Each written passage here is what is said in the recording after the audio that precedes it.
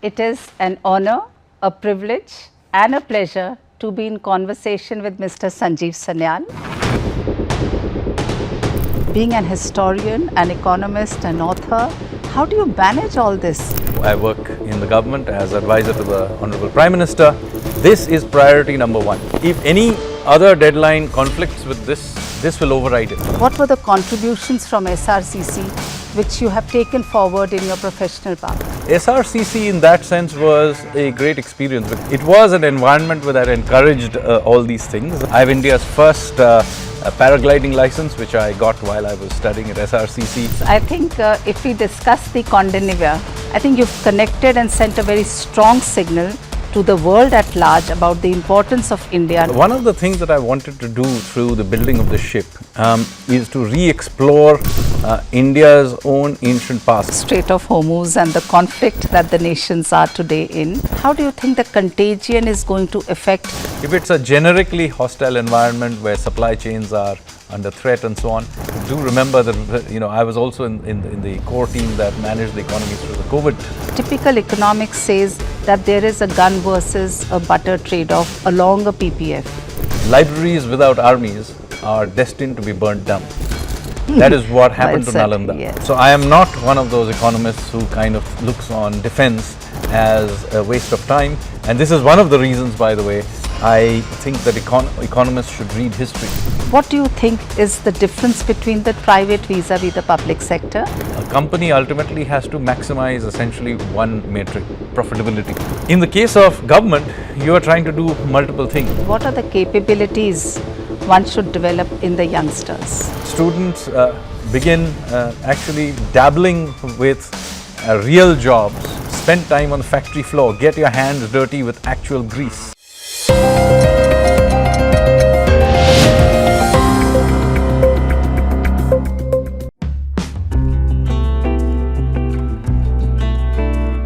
Namaskar. It is an honor, a privilege and a pleasure to be in conversation with Mr. Sanjeev Sanyal. Presently, Mr. Sanyal is the member of the Prime Minister's Economic Advisory Council and is also the Chancellor of the Gokhale Institute of Politics and Economics in Pune. Prior to this, he was also the Principal Economic Advisor to the Finance Minister. Starting from his professional journey, he is recipient of the KPS Menon Award, Contribution to Governance and Public Policy domain. He is also, in his student life, been a Rhodes Scholar, and in his domain as being an author, he has received the Kalinga Book Award. Additionally, for his interest in art and culture, he has the Art Carrot Award, and also he has been a recipient of the SCO Award, which reflects his deep knowledge in the area of economics. Thank you, sir. An honor to be in conversation with you. Namaskar and thank you for having me on your show. I think going back to your SRCC days, it's important to understand that Shri Ram College of Commerce primarily has been an educational institution imparting knowledge in the area of economics and commerce. But with your diverse interdisciplinary research and the intellectual rigor with which you take it forward, it would be wonderful to know what were the contributions from SRCC which you have taken forward in your professional path. So do remember that I was at SRCC during a particularly interesting period in world history. These were the years 89 to 91. You will remember that's when the Berlin Wall collapsed. The Soviet Union dissolved. We ourselves in India had a economic crisis, and of course followed by the 1991 reforms. So I was very much sort of influenced, and in fact my entire generation, I would say, were influenced by those events. And it was very clear to us that you had to take a wider view of the world, in the sense that whether it's geopolitics, the economics, the whole arrangement of society sort of crumbled.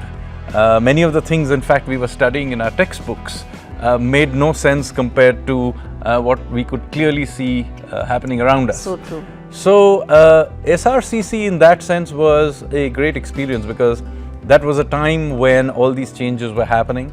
And in a sense, in this environment of intellectual ferment, I had the opportunity of sort of forming my ideas. And so so I would say this is where many of my ideas came from. But it was not only about academics. In fact, I was infamously poor at attending classes. But that doesn't mean I didn't participate in college activities. I was the president of the debating society. I was at that time very much involved in a lot of sports. I used to do national level kayaking and canoeing. I have India's first paragliding license, which I got while I was studying at SRCC. I won many accolades for the college in dramatics and many other areas. So it was an environment where that encouraged all these things, and I would say that the faculty and students provided a lot of support to this personality of mine. So I mean, it inculcated that kind of risk-taking attitude that I have held together for the rest of my life. You are very fondly remembered at Shri College of Commerce, and one thing which I must say, the number of minutes you spend on the dais is actually much less than the time you take to exit, because you're totally surrounded by the students with their inquisitive minds and your spontaneity and the interest with which you respond to them. Thank you so much for being an alumnus of Shri College of Commerce and continuing to maintain this very strong bond. In today's world, if we discuss artificial intelligence, and I will purposely use two words, whether we want to call it an advent of artificial intelligence or the onslaught of artificial intelligence within the educational systems, what according to you needs to be changed within the existing structures to make the students market ready for not just their own professional paths, but also to be a contributor towards the Viksit Bharat vision and also thereafter and beyond? So, major technological shifts are disruptive by definition, and typically that tend to disrupt the industrial process or transportation system and so on. But artificial intelligence is interesting because it disrupts something that is, broadly speaking, not been disrupted for decades now. In fact, the education system and the university system that we today use is essentially derived from 19th century European models. But artificial intelligence will probably now disrupt this very dramatically. Why? The reason is that, let's take for example, what is the primary mode in which we impart knowledge? It's through a system of lectures. Yes. It is actually possible now for every student to listen to whatever lecture they want on the planet on YouTube. That's already available. And increasingly now, artificial intelligence can ask and train people online better than the average lecturer would be able to do. Certainly will not be able. No lecturer would be able to, on a sustained basis, be able to provide the kind of personalized attention that artificial intelligence can do. Rather than see this as a problem, what we can probably think of doing now is to reorient universities. First of all, much more emphasis on research. This is a problem of Indian universities in particular, but worldwide as well. So the same resource can go into accumulation of new knowledge rather than regurgitating old knowledge. Secondly, much more hands-on, project-based, tutorial-based interactions.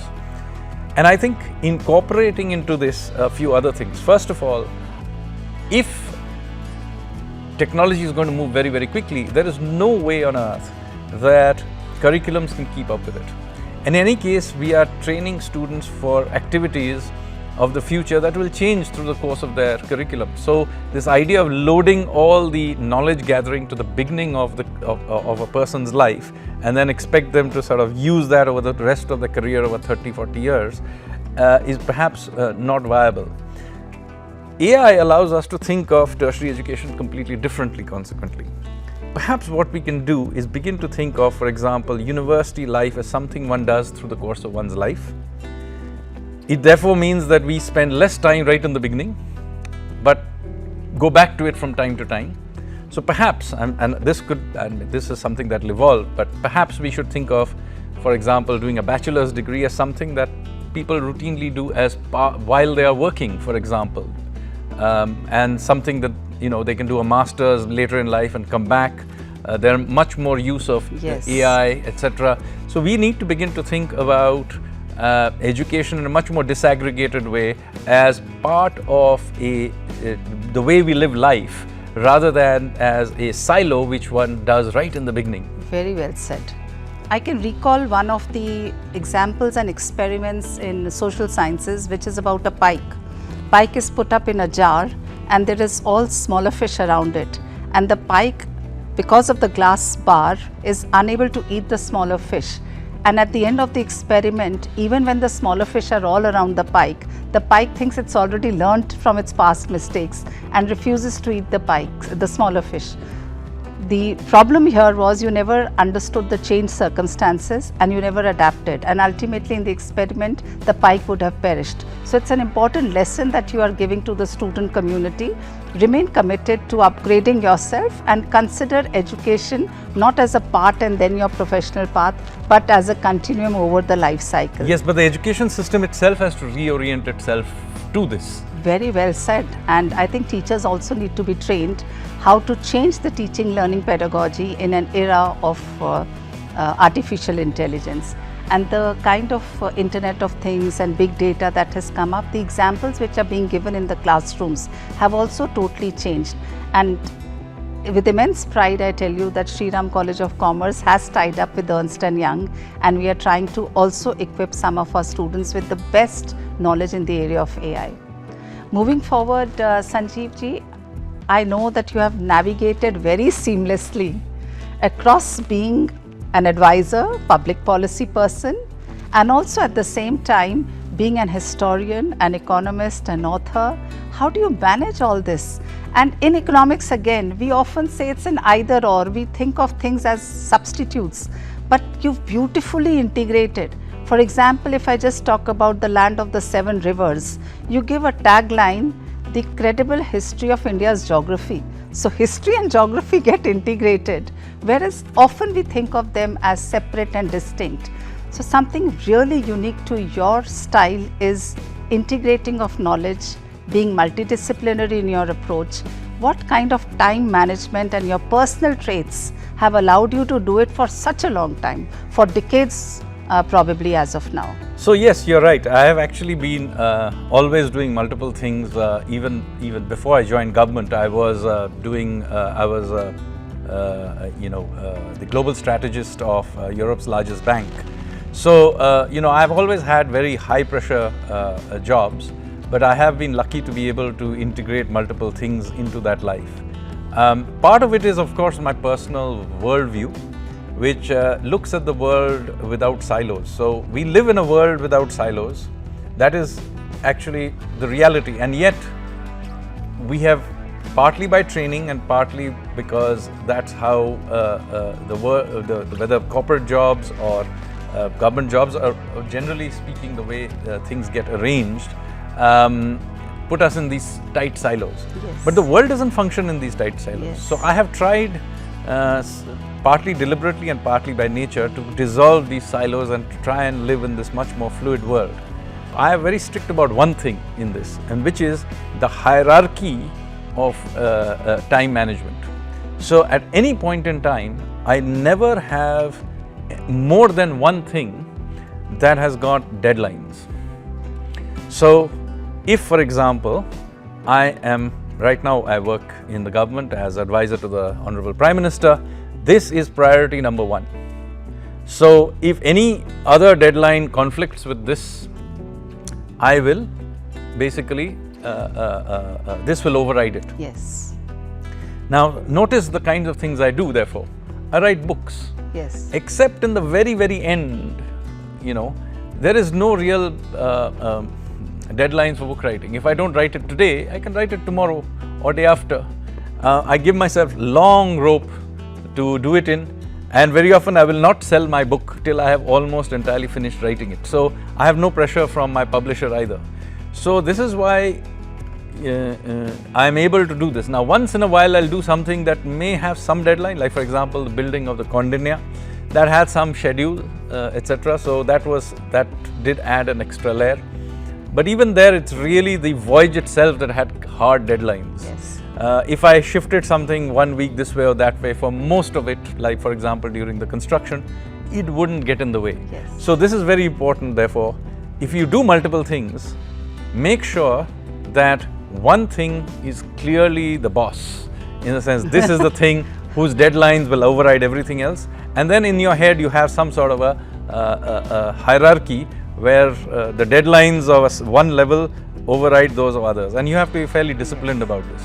This is an important learning for the students as well, because multitasking often means they sometimes think everything is important and fail to understand the importance of prioritizing and working with deadlines. So thank you for this lesson which you are giving to the youngsters specifically. Also, when I look at your writings, you work on aspects such as the Renaissance of Indian economy, move on to the land of the 7 rivers, and then talk about revolutionaries, and somewhere in between is the life over the 2 beers. And these are aspects which necessarily again are not the same thought process.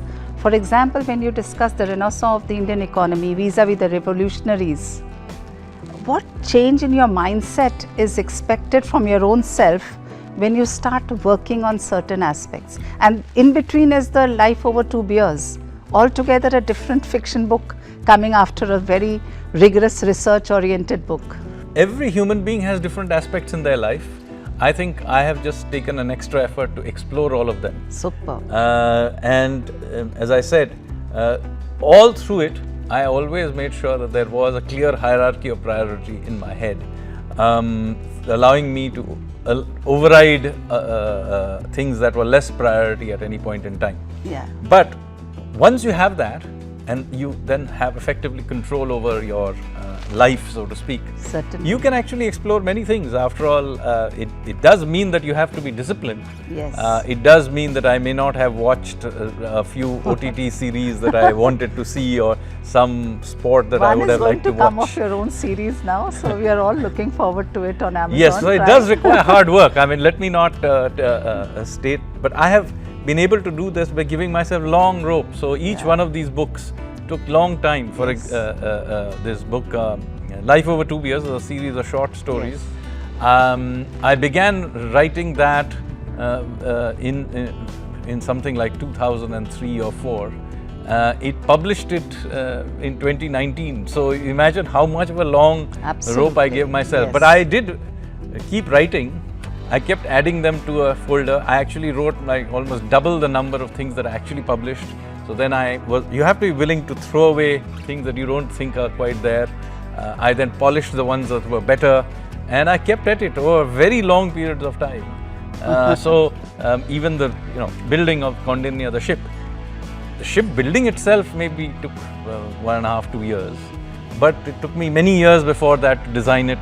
And in fact, the research of that actually comes from a book I published a decade ago, which was Ocean of Churn. Yes. So don't think that these things, don't look at the narrow part of time spent on it. I spent a lot of time over long periods of time, over long periods thinking about them. One could see your passion for maritime actually, because your books are kind of indicating your love for the oceans, waters, rivers, and then your Condinia. I think if we discuss the Condinia, INSV Kaundinya, it's a concept totally conceptualized by yourself, and it is a ship that you built which was there in the 5th century, and this stitched ship did not use a single nail, yet you nailed a very important point globally, and that was informing the globe at large the importance of India in ancient times, and how when we read about several works that India was contributing over 25% of the global GDP share.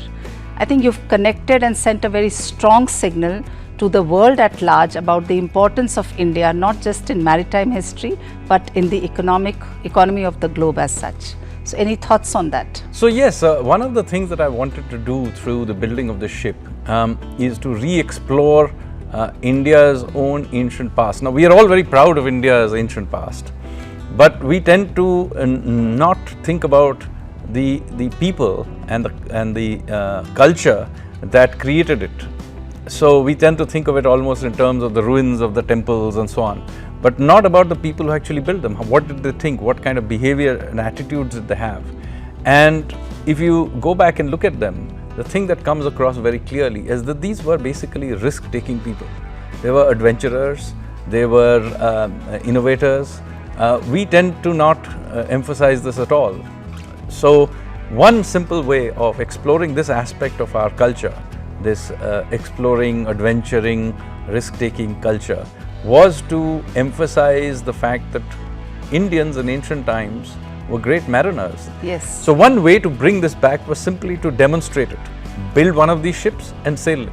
So about 5-6 years ago, I began to contemplate this idea, and then I got the support of the Honorable Prime Minister and the Culture Ministry and the Navy to build such a ship.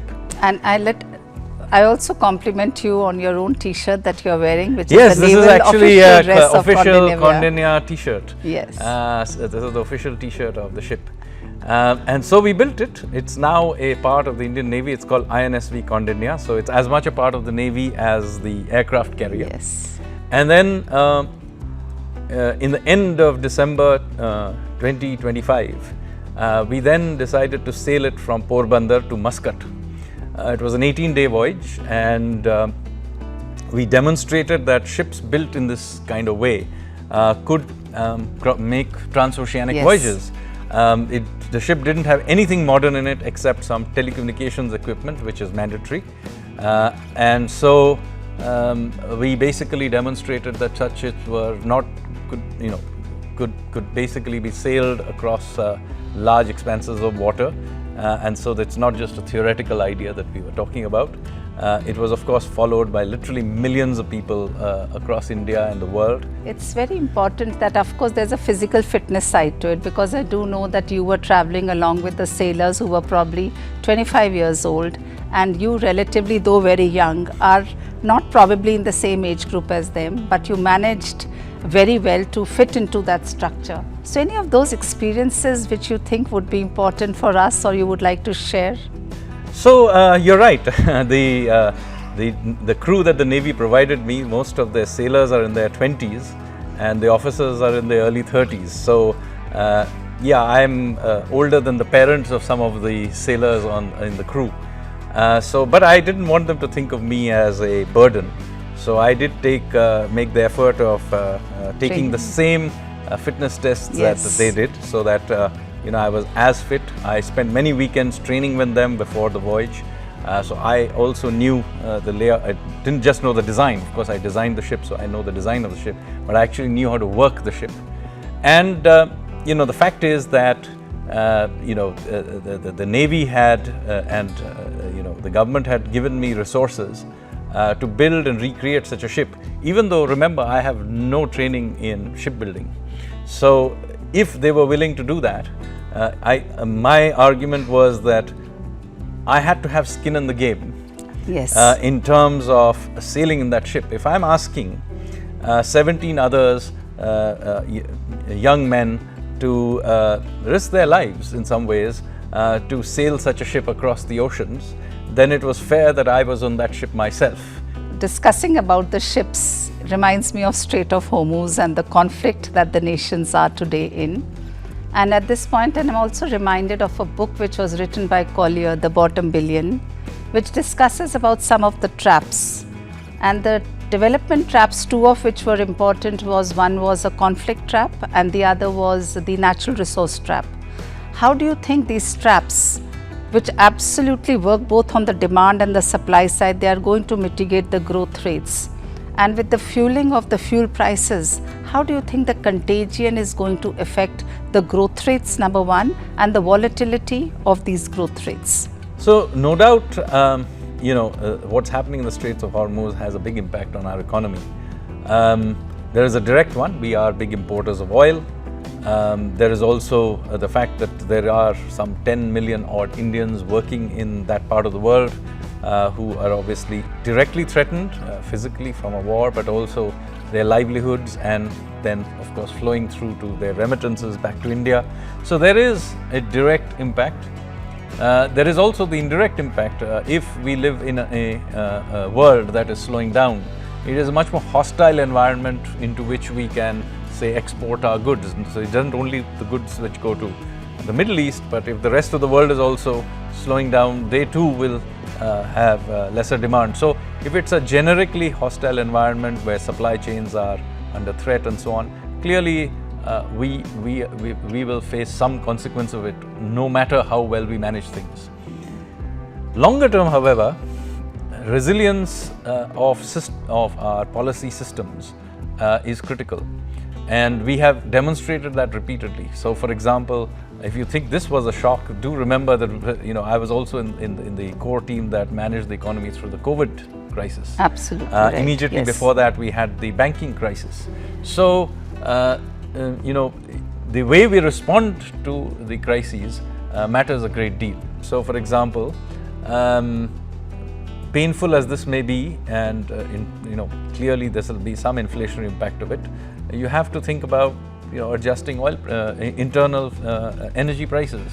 Yes. Now, that's not something as a policymaker I like doing, But it has to be done. It has to be done. Similarly, we have been quite careful about using our reserves, even though the exchange rate currently, as you know, is under stress. Yes. We'll come under a lot of criticism in the newspapers or social media. Oh my God, the rupee has now depreciated to 96 to the dollar. But you have to be very careful and not use up your ammunition defending an exchange rate under a situation where there is a lot of stress. Let the exchange rate go where it must. The idea is that in the long run, fix the economy, make it more efficient. The exchange rate can always come back. But if you use up all your ammunition, then what will happen is that after a few months, you will be back to square one, but without the ammunition either. Yes. So that is why policy making discipline and very often keeping your head during times of stress is an important part of policy making. So it's not just about the technical part of understanding the policy and so on, how you sequence it, and very importantly, keep your head during periods of stress. I think all that you've said, I don't think twice to say India is really doing a commendable job across the three domains. For instance, you mentioned about the short run, which would probably be the austerity measures, which are stabilizing the economy.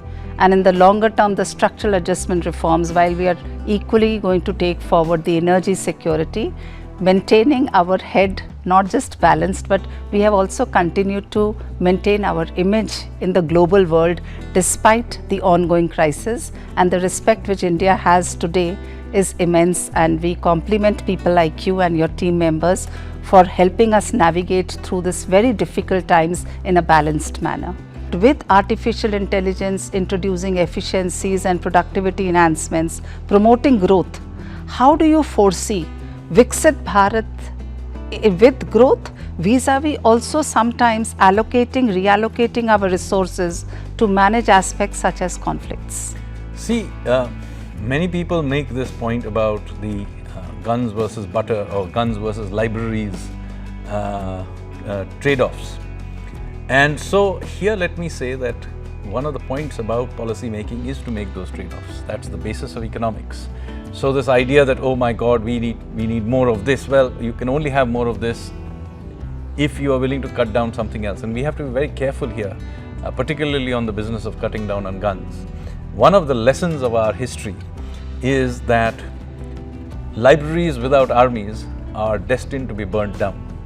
That is what happened to Nalanda. Yes. So it is no point in cutting down on the guns part if you are not going to be able to defend what it is that you are building through the libraries or the butter production. So we have to make sure that we can defend ourselves under extreme circumstances, and some amount of sacrifice, say 2% of GDP or thereabouts, for that is, in my view, a completely sensible investment. Okay. So I am not one of those economists who kind of looks on defense as a waste of time, and this is one of the reasons, by the way, I think that economists should read history. We were at one point, it is true, 1/3 of the world economy, but then we were colonized repeatedly, and that number went down to 4 and then even continued to decline even after we became independent. So keeping ourselves free and independent and be able to decide our own destiny is a very good economics in the long run. Having made this point overall, it is also true that whatever allocation of resources we make, we need to make that in much more efficient use of whatever the resources in each sector. Now, here we have made several major reforms in recent years. One is, of course, introducing a GST system, anchoring inflation through the inflation targeting, cleaning up our banks, the insolvency and bankruptcy code. So a lot of the big structural reforms have got done. The next round of reforms big structural reforms that we need to do, therefore have to be a different set of reforms. Here I would place very high up in that list municipal reforms. Okay. When I was young, I used to think that our cities are dysfunctional because we were a poor country. I grew up, I traveled to many countries in the world, and one of the things that struck me is that we are today a lot richer in per capita terms or in any kind of terms than we were 30 years ago. And yet our cities are still very dysfunctional. Individual buildings may have improved, but if you look at the general way our traffic moves, the quality of our roads and so on, we really need to invest into our municipal systems. And so here I would argue this is the next big sort of area of infrastructure that we need to think about. Other than that, we also need to reform certain sort of branches of the government. Yes. Judicial reform, reform of the bureaucracy. These are very big areas that we need to inform. I've spoken at length about them, but I think the time has come to begin to do these difficult reforms. Very often they are entrenched groups, but I think as a society, hopefully a debate can start on this, and over the next decade or so we can actually reform these institutions. I think what emerges from your viewpoints are, number one, a defense expenditure is not to be cut, even though it's a bottomless pit. No matter how much you put in, it sometimes turns out to be less because national security is paramount. Our soldiers are important for us, and in today's scenario where conflicts may actually increase not just in frequency but also with the volatility and intensity, it's important for us to continue. And second thing which was related, you mentioned, let us not consider it as an expenditure but rather as an investment. I totally agree with you on that. And another which you mentioned was grassroots level reforms. The moment our municipalities do get these reforms implemented, that is where you are saying that the nuts and bolts and the processes will work in such a manner that we are able to see the fruits of development as well. Taking forward the conversation, I remember for a very long time you have been also at Deutsche Bank, being the managing director. You've dealt with global finance in the private sector, taken up lead positions over there, and presently also taken up lead positions in the government sector. And in theoretical books, we often understand that there is a complexity of leadership roles between the public and the private sector. In your capacity, having seen this and having also been a part of it, what do you think is the difference between the two and the pros and cons of the private vis-a-vis the public sector, and whether the way forward is one over the other or a public-private partnership, or whatever you think is the most appropriate way of going forward? So in the case of public versus private career options, let me first say that I enjoyed my private sector career very much. So and I have enjoyed my public sector career as well. But there is no doubt that the latter, is the public sector world, is much more complicated. In the case of the private sector, you have much clearer goals. In the end, a company ultimately has to maximize essentially one metric, profitability. Yes. There may be other things, but by and large, medium to long-term profitability is what you are hopefully trying to maximize. In the case of government, you are trying to do multiple things. Of course, you're trying to, for example, ensure growth. Let's say if you're an economist, you're trying to push for growth, but there are other aspects you may have to think about. Equity, you will have to think about macro stability, you will have to think about environment and social impacts. Yes. You will also have to think about political impacts. Many of these things will be at conflict, something in the short run, something in the long run. And so in that sense, the complexity of public decision making is obviously greater. And here let me very clearly state that it is not really at my level where the toughest trade-offs are made. This is where political leadership matters. In common conversation, people tend to dismiss the importance of politicians and the political process. No technocratic solution is meaningful unless you overlay it with political leadership. Okay. Because no matter how good I am as a technocrat, do remember there will be unintended consequences of what I do. Right. There are trade-offs that have to be made. Right. And no matter how good I am, if I make enough decisions, some of it will go wrong. So, under those circumstances, do remember that the political leadership is the leadership that takes the flak for all of this, creates the Overton window for making those trade-offs. So,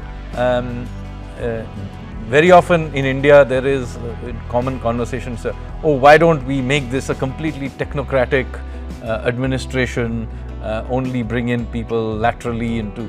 No, you cannot do this. You need to have political leadership that makes those hard trade-offs and is willing to take the flak for things when they will go wrong. No matter how well you do it, some of it will go wrong. And so this is why it is very important to have a political leadership that can provide backing to a technocrat like myself.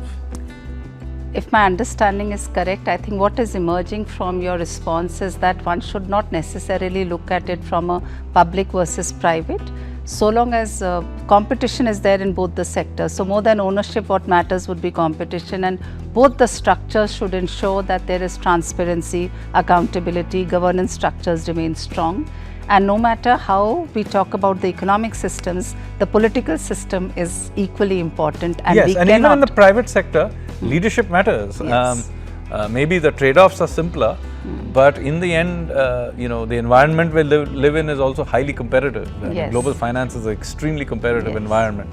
And even there, things require leadership. So I have been lucky to have had been worked for people like Anshu Jain, who is also from SRCC incidentally. Yes. And he provided that level of leadership.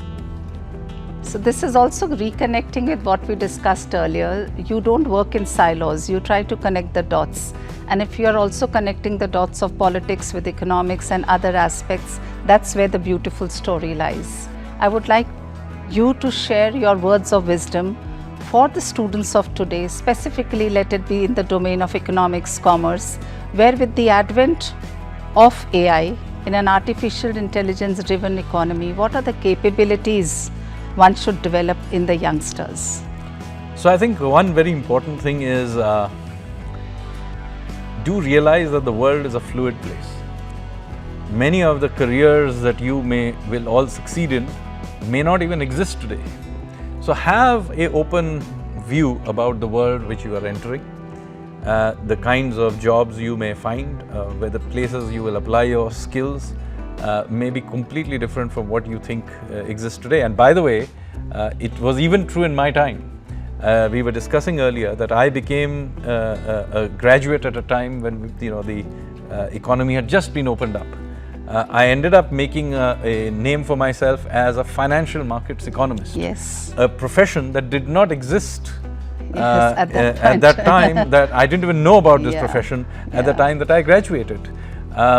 So it is important that you are much more open-minded about the kinds of things that you may end up doing. I also strongly urge that students begin actually dabbling with real jobs while they are studying. whatever it is happens to be, begin dabbling in different things. By this I do not mean, formal internships over the summer. Certainly. Maybe some of you will do that, but Yes. in my view that's not important. I mean real jobs.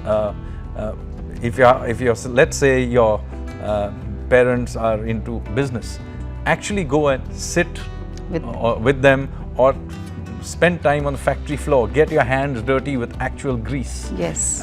If you are interested in writing about it, actually try to write about subjects and try and get yourself published. By the way, while I was at SRCC, I used to write for the Financial Express, and I've written several edits for them back in the year 1991. Yes, because I said, you have to be willing to dirty your hands and have grease in them. Yeah. And begin to do other things. Basically, the willingness to dirty your hands in real things, not these, artificial internships where you basically sit around making coffee. I'm saying actually dirty your hands and doing something. And it could be literally anything, Even if you come from a farming background, spend some time actually tilling the soil. The learning you will get from that will last you a lifetime. I think very well said. In a world which is driven by artificial intelligence, the only one thing which belongs to us is probably being human being, and the human side of us is something which artificial intelligence can never replace. I'm also at this point in time reminded of Professor Deshpande's case study on the Taj attack, 26/11, the Mumbai attack. Many of the employees of the Taj could have actually fled, saving their lives because they knew all the exit routes. Not one left. Many of them gave their lives along with the guests.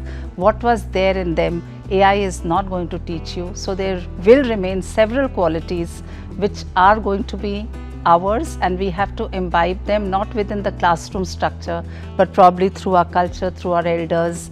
And we urge our students, while on one hand they learn artificial intelligence, it is something which has to be adapted, it is a tool, inculcated. At the same time, it is not a substitute of several other qualities inherently which are going to be there. If I could just seek your one-liners on Shri Ram College of Commerce celebrating its centenary year. So let me say that it's obviously amazing that my college is now 100 years old. It's a unique institution, and particularly since it is got only two subjects, commerce and economics. So it's in a sense directed towards the economic energy, the business energy of Indians. Something that I myself celebrate, whether it's in terms of the voyage of Condinia and otherwise. And it's right there in our logo. Yes, that's very well said. The Condinia and our own very own ship which is there in the logo. Another could be, maybe you've written so much on history and geography. Given an opportunity, one place where you would like to live for at least a week's time, coming from some aspect of history place?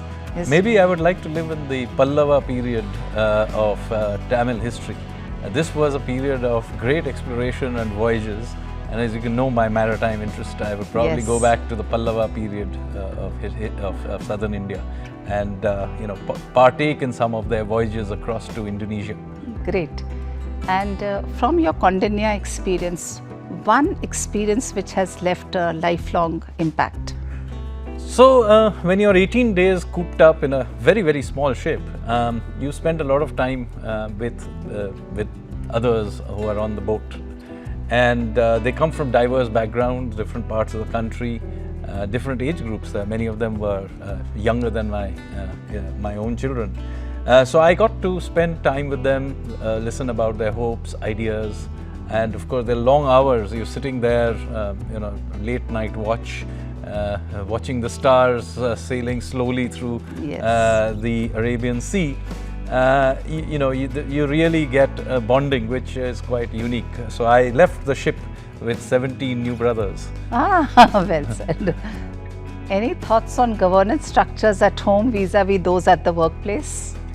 Well, let me be very clear that I'm not in the management when it comes to home. I have been married to Smita for a long time, since 1996, but I knew her even for much longer. In fact, I knew her when she was in school and I was at SRCC. Okay. So I've known her for a very, very long time, and Yeah, she basically runs my personal life, and yeah, I'm quite comfortable with that. So behind this successful man, we have a wonderful manager managing Yes, we you. Sanjeev ji, your physical fitness is very well reflected in your dance movements. What makes you equally adept with dance steps? So yes, I mean, I've always been into physical fitness. I used to, even when I was SRCC, we mentioned that I was much into adventure sports, and in fact I was the college 1500 and 800 meter champion as well. Okay. But my dancing, well, that goes back to my life before SRCC. Some people in Kolkata may still remember this, but I was actually in, when I was in class 10, 11, 12, I was Kolkata's breakdancing champion. Okay. I won many awards in breakdancing, which was the cool thing to do in those days. Have you been formally trained or you learned it on your own? Breakdancing in those days was the cool thing. Yeah. Everybody did. There was nobody to train you because it was brand new. Remember, this is the era of Michael Jackson. Yes. I think the students and the youngsters are equally following you for your dance as for your economic advisories. It was truly an honor for us to be in conversation with Mr. Sanjeev Sanyal. I must say, today if I have to kind of give you a summary version of what the discussion was, first would be Gagar Mein Sagar. There is so much of knowledge within yourself, and this is not just deep, it is equally wide. Equally important is that Mr. Sanyal is not just jack of all trades, he is also master of many. And also, while in conversation with Mr. Sanyal, a very important aspect which I tried to put in implementation coming from my economics training is we often talk about optimization techniques. Trying to maximize the outcome out of the conversation while truly working within the time constraint is what I learned today. Try to work best on it, but totally understanding that there will be several other interactions and conversations which would be required to even understand one iota of the vast experiences and knowledge of Mr. Sanyal. We are very proud of you, sir, and as a representative of the teaching fraternity, I can only say we bless you all. May you attain greater professional heights amidst personal happiness, and at the same time, being a citizen of the country, we are blessed to have nation builders like you. Thank you so much, Mr. Sanyal.